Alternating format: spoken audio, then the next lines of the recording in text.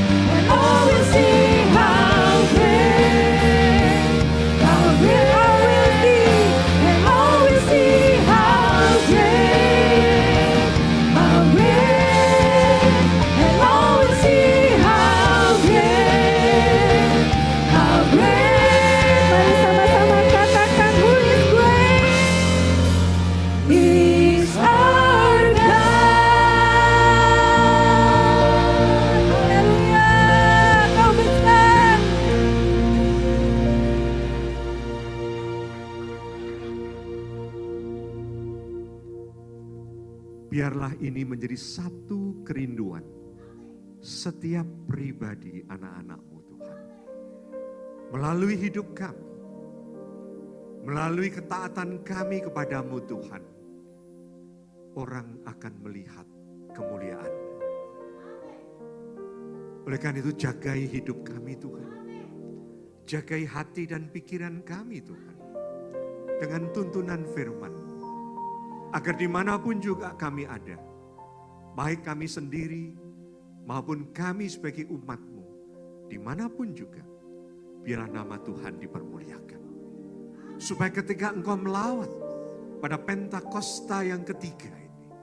Orang-orang sudah dipersiapkan untuk percaya kepadamu. Karena mereka melihat kehidupan kami anak-anak-Mu. Terima kasih Bapa. Sekarang berbicara pada kami. Biarlah firman ini menjadi satu pertemuan pribadi kami dengan Tuhan.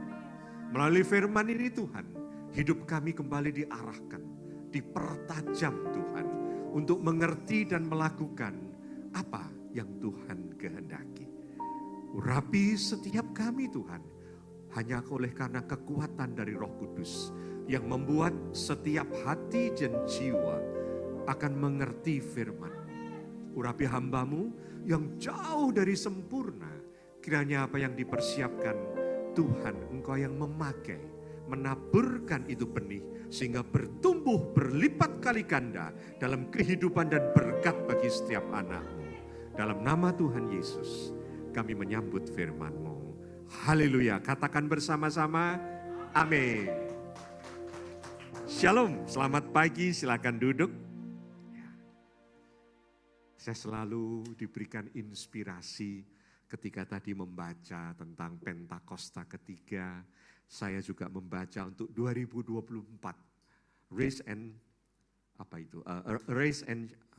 and shine ya. Bangkit dan menjadi bercahaya ya. Semoga itu bukan hanya slogan, tapi itu adalah kehidupan kita anak-anak Tuhan, khususnya di GBI Menteng. Amin. Ya. Maka itu firman Tuhan hari ini adalah dengan tema yang mirip, yaitu misi hidup orang percaya.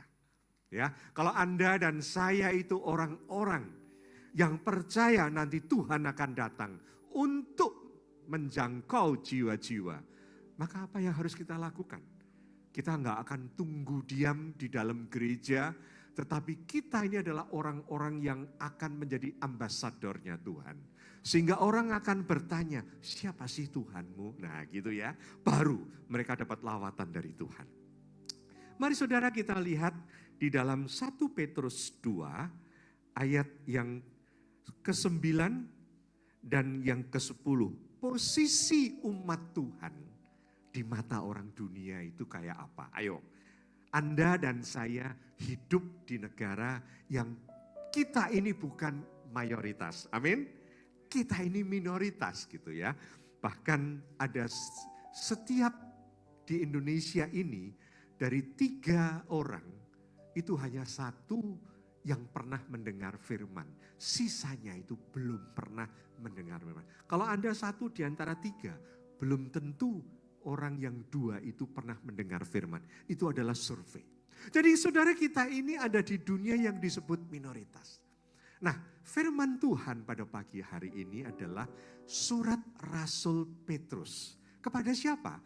Surat ini ditujukan pada jemaat-jemaat orang Yahudi yang percaya pada Tuhan Yesus. Kemudian mereka meninggalkan Yerusalem. Mereka tinggal di berbagai daerah, di Pontus, di Kapadokia, yaitu bagian dari Turki yang sekarang. Mereka ini minoritas dari minoritas. Mereka ini orang Yahudi. Orang Yahudi kemana-mana. Kalau Anda tahu Pentakosta yang pertama itu, datang orang dari berbagai tempat orang Yahudi. Mereka tuh menyebar semuanya. Tetapi mereka ini adalah orang Yahudi yang percaya pada Yesus sedikit sekali. Sehingga mereka ini merasa tertekan hidupnya. Mereka ini merasa minoritas, tidak seperti ketika mereka tinggal di Yerusalem. Banyak teman-temannya. Dan untuk itu Rasul Petrus menulis surat 1 Petrus ini kepada mereka. Nah, apa yang dikatakan Rasul Petrus? Hei, kamu ini jangan pernah berpikir kamu itu nggak ada nilainya. Saudara pernah dengar nggak waktu sekolah itu ajaran Hindu ya? Kita tidak mengatakan itu, tapi pernah nggak mereka punya kasta? Pernah nggak? Brahmana, apa kemudian kedua, terakhir itu Sudra, dan yang terakhir itu Paria. Paria itu dikatakan out of caste. Orang di luar kasta gak punya nilainya. Dibunuh pun orang itu tidak akan ada yang menolong kecuali keluarganya sendiri. Nah, seringkali anak Tuhan itu juga merasakan kami ini minoritas. Kami gak bisa ngapa-ngapain. Kami bisanya cuman berdoa. Apa benar? Enggak. Apa yang dikatakan oleh Rasul Petrus? Ingat, tetapi kamulah bangsa yang apa?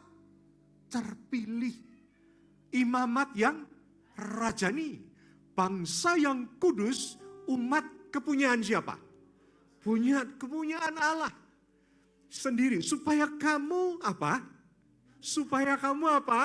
Memberitakan perbuatan-perbuatan yang besar dari Dia yang telah memanggil kamu keluar dari mana? Kegelapan kepada terangnya yang ajaib. Kamu yang dahulu dikatakan bukan umat Allah, tetapi yang sekarang telah menjadi umatnya. Yang dahulu tidak dikasihani, tetapi sekarang telah beroleh belas kasihan. Saudaraku sekalian, kalau engkau mau hidup sukses di dalam Tuhan, ubah posisimu. Ada banyak orang Kristen yang gagal hidup dalam berkat Tuhan karena ininya salah. Putar yuk, 1, 2, 3. Ya, apa? Aku ini adalah umat pilihan Allah. Aku ini begitu berharga. Kalau aku berdiri satu, ada 1 juta orang di antara itu. Dan Allah melawat, Allah akan tahu itu anakku. Amin. Malaikat Tuhan yang diutus akan tahu, ini anaknya Bapak, jangan macam-macam. Iya enggak?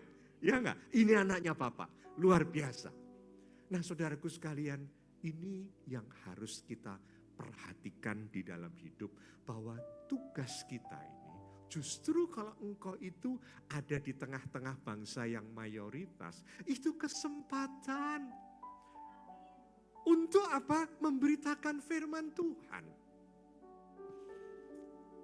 Pak pernah dengar ya bisnis orang Jepang sama orang Eropa sama-sama ke Afrika. Kemudian mereka membuat laporan. Ini cerita. Orang Eropa mengatakan kepada perusahaannya, sini miskin. Orang Afrika miskin. Nggak pakai sandal, nggak pakai sepatu. Mereka bertelanjang kaki. Orang Jepang lihat gitu. Lapor kepada bosnya, cepat datang ke sini. Kita bikin pabrik sandal. Karena orang Afrika tidak pakai sandal. Ada jutaan orang bisa pakai sandal nanti. Kira-kira yang mana yang positif? Orang Jepang. Ketika kita dikasih kesempatan untuk memperkenalkan Tuhan di tengah-tengah orang yang belum mengenal, itu namanya privilege. Apa? Privilege. Kamu punya hak istimewa yang tidak semua orang mendapatkannya. Kamu punya hak istimewa sebagai anak Allah, sebagai bangsa pilihan, karena bangsa rohani pilihan. Dulunya Israel menjadi bangsa pilihan itu secara rohani. Umat kepunyaan Allah sendiri yang dikuduskan. Jadi saudara, kita ini harus tahu posisi kita di hadapan orang-orang di sini. Kita ini berbeda, tetapi enggak aneh. Tahu enggak? Berbeda itu sama aneh lain ya. Kalau aneh itu kan juga berbeda toh? Ya enggak? Ya enggak? Tapi kalau berbeda belum tentu aneh. Nah, kita ini adalah orang-orang yang harusnya berbeda sehingga orang itu tahu apa sih bedanya. Kita adalah orang-orang yang mau dipakai Tuhan. Kita ini orang yang dibutuhkan oleh Tuhan. Kita ini adalah orang-orang yang berharga di mata Tuhan. Siapa di sini yang sedang atau terus mencari pekerjaan atau sudah bekerja. Anda bekerja itu karena Anda butuh, amin. Tetapi yang membuat kita bisa bekerja, apakah kita itu hanya butuh? Enggak. Kita ini dibutuhkan.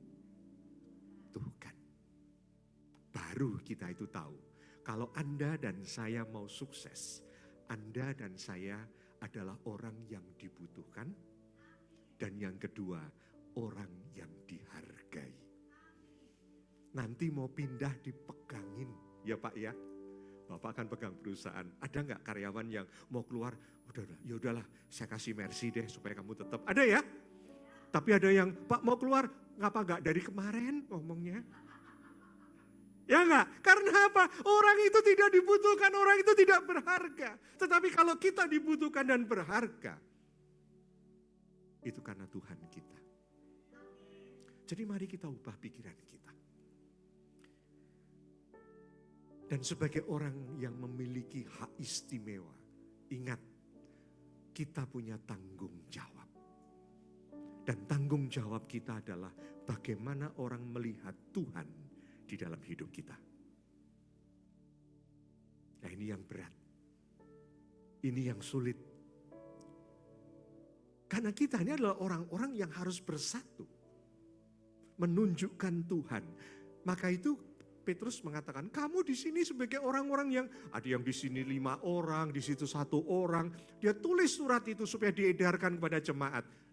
Kamu itu bukan orang minoritas. Tapi kamu adalah ambasador dari Tuhan. Dan kamu punya tugas untuk memperkenalkan Tuhan. Supaya nanti dia akan melawat. Ya, sebagai apa? Kita baca di ayat 1 Petrus 2, ayat yang ke-16.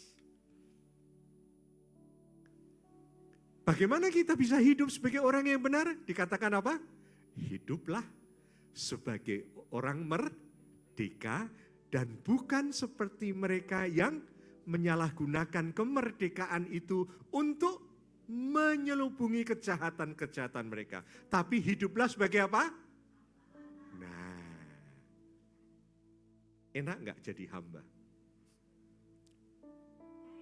Gak enak, betul? Jadi hamba itu gak enak. Tapi kalau jadi hamba Allah, Tuhan mau mengatakan melalui Rasul Petrus, kamu kan merasa diperhamba. Kamu merasa ditekan. Kamu merasa semua yang diciptakan aturan-aturan itu untuk menekan kamu. Tapi ingat, kamu hanya tunduk bukan kepada mereka. Tapi tunduklah kepada Allah yang punya otoritas paling tinggi. Jadilah hamba Allah. Yang taat bukan kepada orang, tapi taatlah kepada Allah. Dan Allah mau memberkati orang-orang di luar itu. Jadi saudara menjadi hamba Allah sebagai orang-orang yang dipilih oleh Tuhan, itu adalah tunduk kepada otoritas Allah. Nah, tunduknya kepada Allah itu gimana? Tunduknya itu karena kasih. Bukan karena takut dihukum, bukan karena takut diapain juga, tetapi tunduk karena relasi kasih. Pernah nggak dengar firman Yohanes 14 ayat 15 ini di luar? Jikalau kamu mengasihi aku, apa jawabannya Tuhan? Kamu pasti akan menuruti segala perintahku. Kalau engkau mengasihi aku, engkau itu akan menuruti perintahku. Relasi aku sama kamu, Bapak dan anak. Relasi kamu, kamu kepunyaanku, umat kesayanganku. Kalau kamu mengasihi aku, kamu pasti melakukan segala perintahku. Itu yang disebut hamba. Dunia mengatakan kamu harus ini.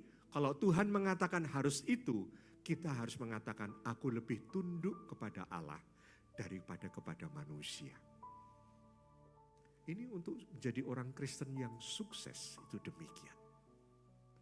Nah saudaraku sekalian, kemudian kita ini sebagai bangsa, padahal Rasul Petrus itu tahu mereka itu tersebar dan jumlahnya nggak banyak. Tetapi bagaimana kita ini bisa bersatu? Di Indonesia ini juga di sini ini ada satu orang bekerja di perusahaan A, mungkin Kristennya cuma 5%. Yang sana di mana mungkin Kristennya cuma 2%. Mungkin ini. Tapi gimana kita bisa bersatu? Kita ini harus bisa menjadi sama, memiliki tujuan yang sama. Apa? Menyaksikan kebesaran Tuhan di dalam hidup kita. Dimanapun engkau berada. Dimanapun engkau berada. Engkau harus bisa menunjukkan, membawa dirimu sebagai hamba Allah, sebagai orang yang diurapi Allah untuk masuk ke dalam dunia. Nah ini yang penting, yang agak sulit. Praktek hidup. Sehingga khotbah itu bukan halu, tahu halu ya? Khotbah itu bukan halusinasi. Firman Tuhan itu bukan cuman menyenangkan Tuhan di dalam gedung gereja. Nyanyi itu bukan cuman karena senang-senang nyanyi hanya untuk kita. Keluar gereja sudah lupa. Haleluya di sini, halelupa di luar. Shalom di sini, sialan di luar. Kan gitu seringkali orang Kristen. Ya enggak? Bagaimana sekarang membawa firman ini keluar sehingga ketika kita ini menjadi orang-orang yang tidak banyak, tetapi orang melihat kita berbeda. Dan kalau engkau berbeda dan engkau adalah orang yang bisa diandalkan, dibutuhkan, saya percaya kalau nanti ada orang gangster yang jahat ya Pak ya, gangster yang jahat, anaknya cantik, jatuh cinta sama bapak ini. Dikasih enggak? Dikasih, karena dia orang baik. Orang jahat pun senang sama orang baik. Orang enggak jujur senang enggak dengan orang jujur? Senang, karena bisa dipercaya. Loh, di dunia ini aneh. Orang itu baik, jujur itu dibutuhkan. Cuman seringkali kita tidak berani baik dan jujur. Ikut-ikutan mereka. Padahal berkat itu besar sekali bagi orang yang jujur, orang yang takut akan Tuhan, orang yang menghargai Tuhan dan sesama. Ya, jadi mari kita berpikir, apa kata Rasul Petrus setelah mengatakan kamu ini adalah imamat yang rajani. Apa yang dikatakan kemudian? Yang pertama kita baca perintahnya 11 dan 12 ya. Perintah dia itu di dalam 1 Petrus 2 ayat 11 sampai 12. Demikian firman-Nya. Saudara-saudaraku yang kekasih, aku menasehati kamu supaya sebagai apa? Pendatang dan perantau ya. Kamu menjauhkan diri dari keinginan-keinginan daging yang berjuang melawan jiwa. Milikilah cara hidup yang baik di tengah-tengah bangsa-bangsa bukan Yahudi, supaya apabila mereka memfitnah kamu sebagai orang durjana, mereka dapat melihatnya dari apa?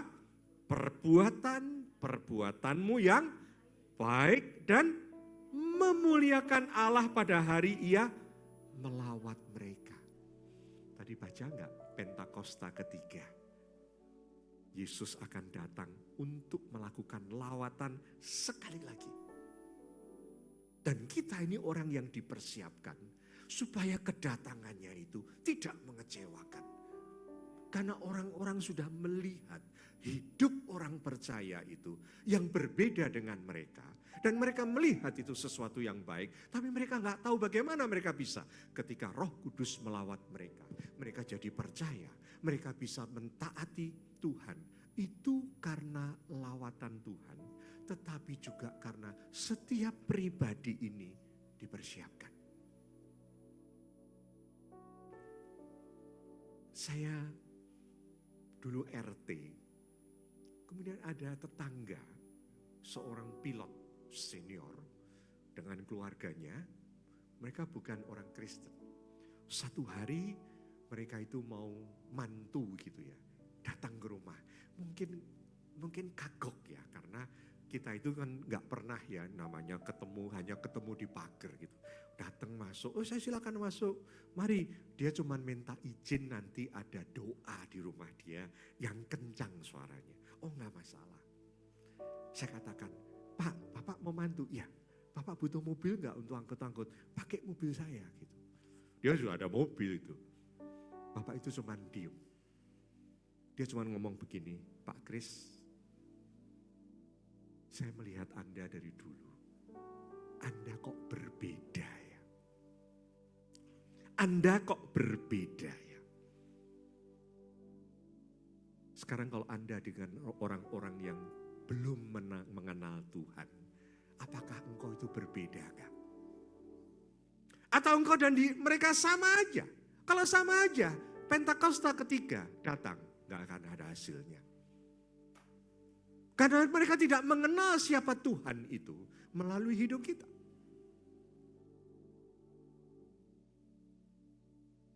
Apa yang Tuhan harapkan dari ayat yang ke-11 sampai yang ke-12 ini? Ternyata Tuhan mau supaya kita memperhatikan orang-orang yang belum percaya. Supaya pada saat nanti Allah melawat mereka, mereka sudah siap hatinya. Jadi apa? Hidup ini ternyata harus menghargai orang lain, bahkan yang belum percaya kepada Tuhan. Seringkali penghargaan kita hanya teman seiman, teman satu gereja, teman satu pelayanan, kita bisa saling menghargai. Tetapi ini Tuhan ngomong, setiap anak Tuhan, engkau harus menghargai orang lain. Jemaat yang kekasih, saya mau tanya, mengapa di gereja ini tepat waktu? Mengapa di gereja ini tepat waktu? Tadi begitu jam 10 langsung jreng. Bunyinya kayak jadi ya, walaupun sudah dengan pujian doa, semuanya dipersiapkan. Mengapa? Tepat waktu. Saya pun dikasih jam nanti, Pak 15 menit diketok loh ya. Bunyi pertama ya 15, 10, 5, 0 dilempar ke saya nantinya ya. Kalau nggak turun-turun gitu ya. Ya enggak? Mengapa di gereja ini tepat waktu? Saya mau tanya. Cuman ada satu alasan. Bukan karena disiplin, bukan apa itu. Semua orang dunia juga tahu. Kita tepat waktu adalah untuk menghargai Anda. Karena itu kalau Anda datang pun harus tepat waktu. Supaya saling menghargai. Ini orang Kristen saudara. Jangan kalau ngutang tepat waktu ditagih, nggak tepat waktu. Itu bukan orang Kristen yang tidak menghargai. Mengapa saya tidak mau terlambat? Karena saya menghargai orang itu. Kalau bikin janji. Kalau sampai terlambat pun saya sudah WA dulu. Kira-kira saya pasti terlambat nih. Karena macet. Sorry sekali. Gimana? Gak apa-apa. Mungkin 15 menit. Padahal saya sudah kurang 5 menit gitu ya. Jadi waktu datang kurang 5 menit, surprise. Ternyata gak 15 menit ya gitu ya. Saudaraku sekalian, mari kita hidup sebagai murid Yesus yang menghargai orang lain. Menghargai jiwa. Menghargai apa? Jiwa. Dikatakan saudara-saudaraku yang kekasih, aku menasihati kamu supaya kamu sebagai pendatang dan perantau, kamu menjauhkan diri dari keinginan-keinginan daging yang berjuang melawan apa? Melawan apa? Jiwa. Bagaimana lawan jiwa? Kalau kamu senang ribut dengan orang. Kalau kamu punya dendam dengan orang. Kalau kamu punya sakit hati dengan orang. Itu adalah melawan jiwa. Pak, kalau ada orang yang kita nggak suka gitu ya. Terus kita itu mau bales nggak bisa. Kita cuma membayangkan ya, dia kesambar petir, jeder gitu ya. Ya, dia lagi jalan ditubruk gitu ya, ditubruk apa? Dirubuk wus gitu ya, yang cepat itu loh ya. Jadi seringkali kita membayangkan karena kita itu saking nggak suka dengan orang, seringkali pikiran kita juga nggak bagus. Itu baru pikiran, belum tindakan. Maka dia mengatakan jiwa itu begitu berharga. Jangan sampai hidupmu justru melawan jiwa yang aku kasihi, yang aku sedang cari, yang akan aku selamatkan mereka. Milikilah jangan cara hidup yang baik di tengah bangsa-bangsa yang bukan Yahudi. Sehingga kalau mereka melihat perbuatanmu yang baik, mereka tidak bisa mendakwa kamu. Bahkan ketika mereka tahu kamu berbuat baik, maka mereka akan percaya ketika Allah melawat mereka.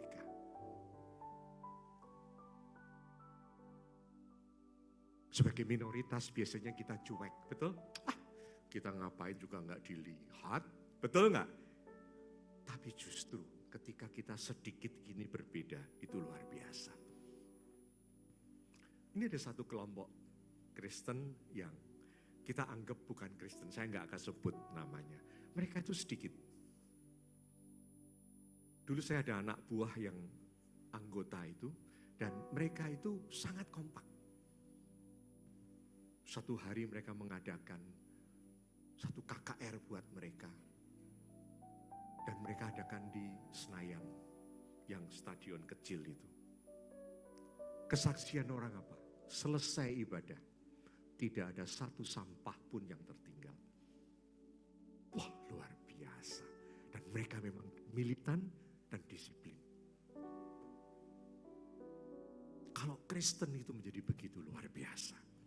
Ya, nah oleh karena itu saudaraku sekalian, engkau dan saya ini menghargai orang kan? Siapa yang kalau antri apapun pasti antri? Siapa yang kalau ada orang jenis potong aja jebret gitu? Siapa yang naik kendaraan di jalan selalu menghormati pengendara yang lain? Siapa yang lampu merah pasti berhenti, bukan ngegas malah. Siapa yang kalau di lampu merah ada tanda belok kiri ikutin lampu Anda berhenti. Saudaraku sekalian, kalau orang Kristen bisa tertib, pasti akan dilihat oleh orang. Saya tuh sering khotbah di satu gereja di daerah Taman Sari,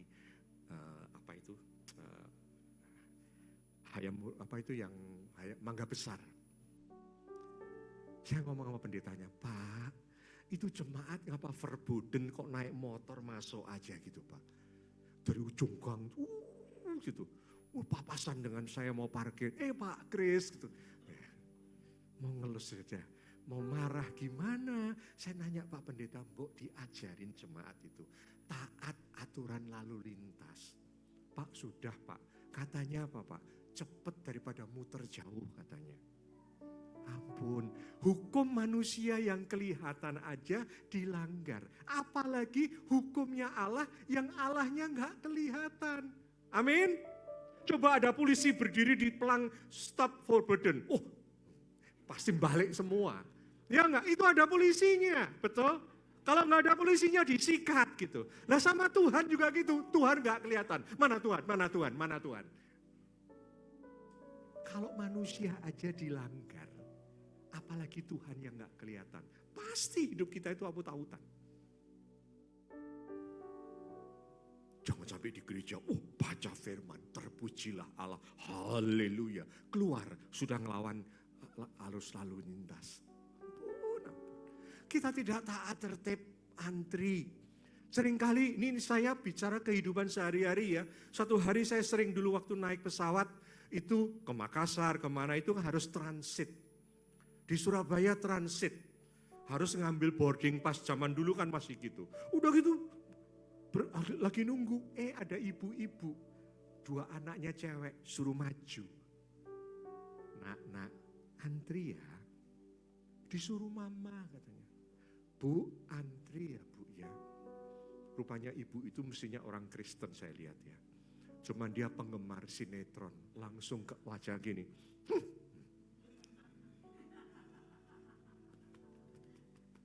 Antri aja menghargai orang lain gak mau. Di Makassar juga gitu. Lagi mau antri mau ke Palu gitu ya. Kan antri. Ada bapak-bapak pakai topi Pemda. Maju, Pak antri Pak. Saya tuh berani gitu. Pak antri Pak. Mau saya buru-buru, pesawatnya sama Pak. Sama, yuk gak akan ditinggal Pak. Bapaknya ngeloyor pergi, depan saya tersenyum balik. Pak, itu pejabat Pak. Oh ya, saya ngomong, baik itu pejabat maupun penjahat, tetap antri. Ketawa ngakak di orangnya itu. Pak bisa aja. Ya kebangetan toh Pak, tidak menghargai yang belakang antri. Gitu toh. Kalau pejabat aja tidak menghargai masyarakat, bagaimana dia bisa mengemban tugas untuk kesejahteraan rakyat? Oh enggak dihargai kok, betul enggak? Manusia itu banyak sekali tidak menghargai yang lain. Allah mau, Tuhan mengatakan aku menghargai orang yang belum mengenal. Mungkin mereka itu menganiaya kamu, tapi aku mengasihi mereka. Tolong perhatikan mereka. Menghargai jiwa. Saya ada seminar khusus untuk guru-guru Kristen. Tujuannya cuma satu. Bagaimana memandang murid itu sebagai jiwa yang perlu menerima keselamatan. Saya katakan kamu guru apa? Saya guru SD Pak, bangga. Berapa tahun ketemu kumpul dengan murid? 6 tahun, bagus. Satu lagi SMP 3 tahun, satu lagi SMA 3 tahun. Kalau semua guru Kristen ini menghargai mereka sebagai jiwa, tidak ada satupun yang akan tidak mengenal Yesus Kristus pada saat dia sudah keluar dari SMA dan masuk universitas. Karena itu jiwa itu penting sekali. Kalau engkau menghargai orang lain, Allah bersukacita. Karena dia juga ingin menjangkau orang itu melalui hidupmu. Maka itu sebagai orang Kristen, di tengah keluarga, di tengah kantor pekerjaan, di tengah orang-orang yang belum mengenal Tuhan.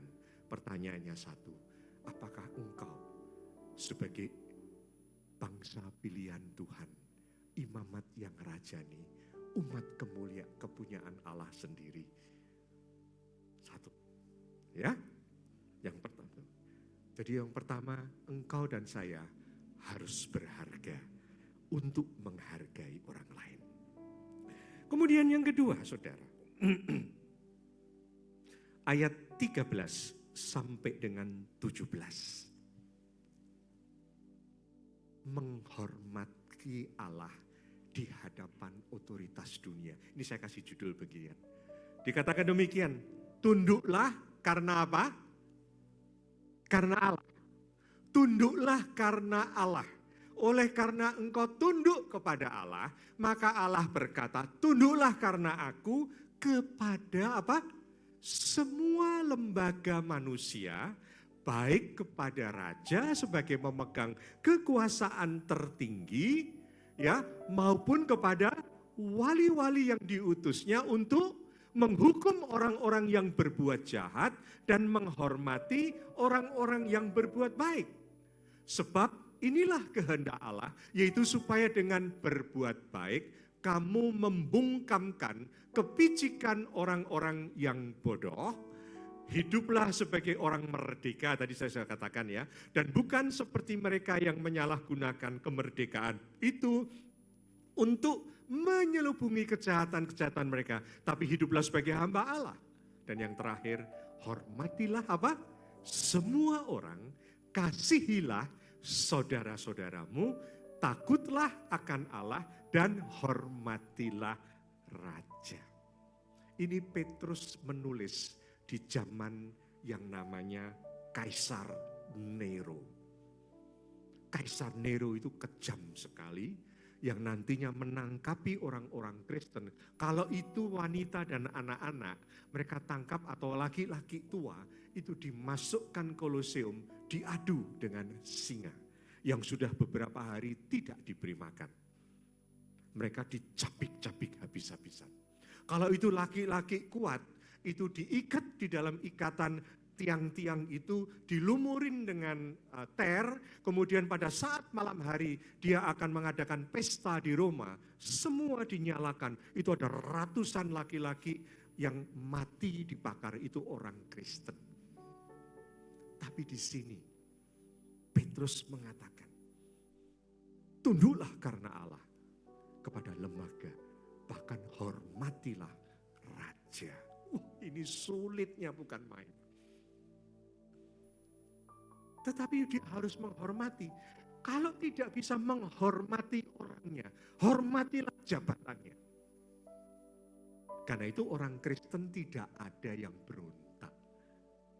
Orang Kristen bahkan tidak perlu demo-demo. Orang Kristen sangat menghargai lembaga-lembaga pemerintah. Dengan cara apa? Taat dan tunduk, tetapi kalau itu berlawanan dengan Tuhan, kita tetap taat kepada Tuhan, tapi tetap hormat kepada mereka. Nah ini. Kapan orang Kristen sering berhadapan dengan lembaga negara? Pada saat naik mobil atau naik motor, salah jalan, disemprit polisi. Prit, betul? Apa yang dilakukan orang Kristen?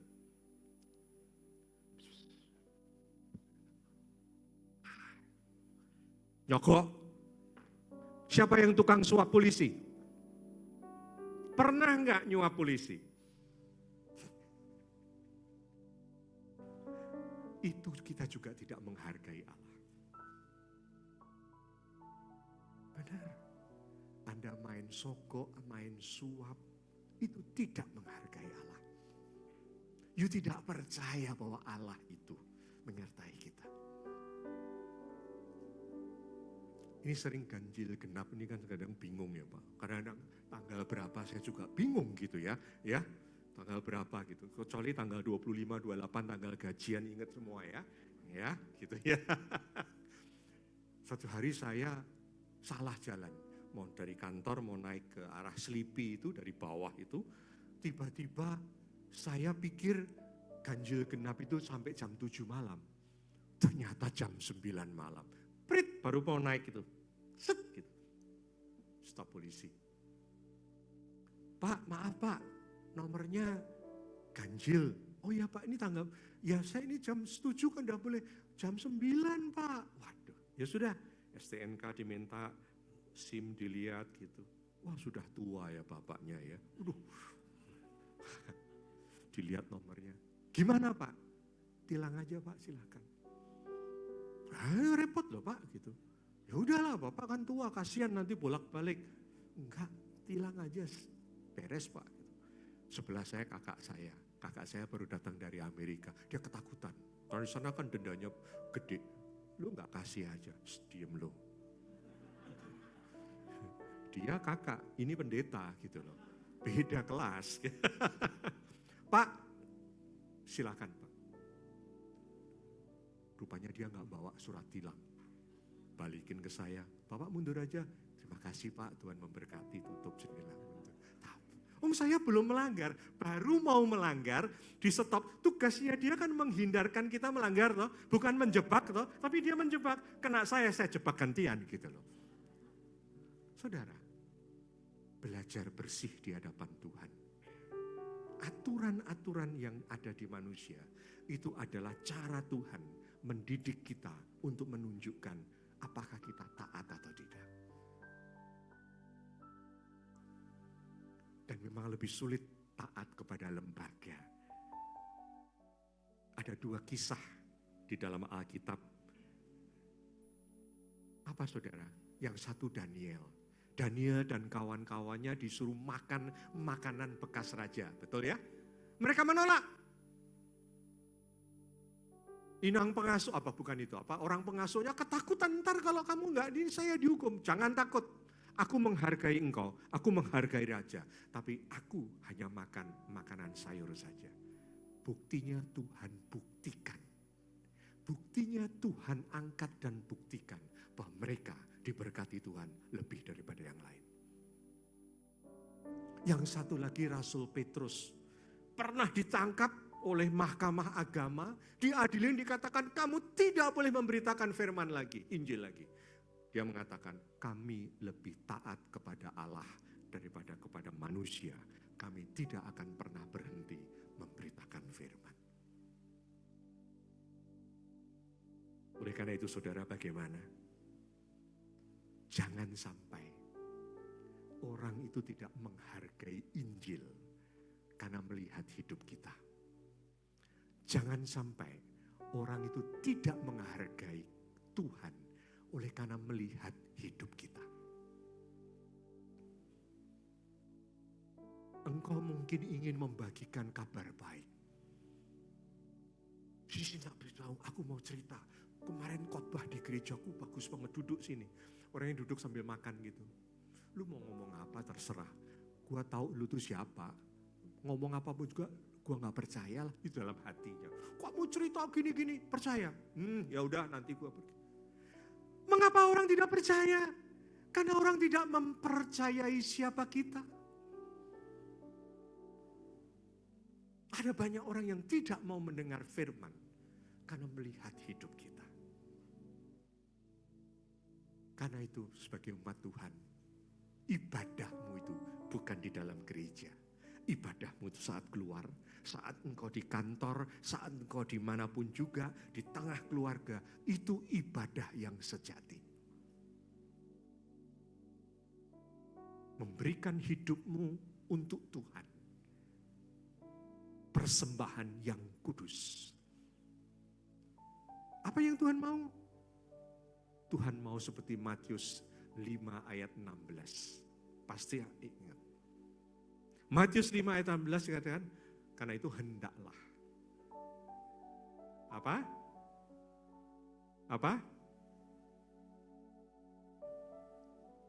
Demikian hendaklah terangmu bercahaya di depan orang. Supaya mereka melihat apa? Perbuatanmu yang baik. Dan apa? Mereka melakukan apa? Memuliakan Bapakmu yang di surga. Ini persis kata-kata tadi dari Petrus.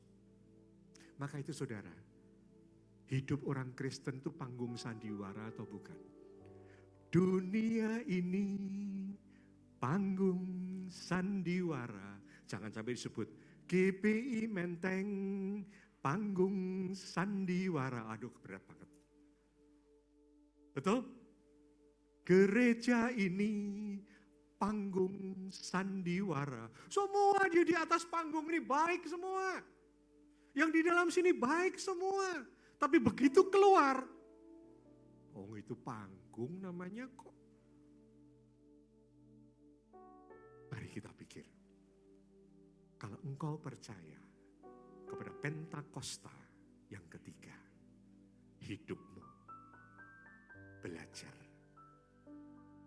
supaya orang melihat perbuatanmu yang baik dan mereka memuliakan Bapakmu yang di surga.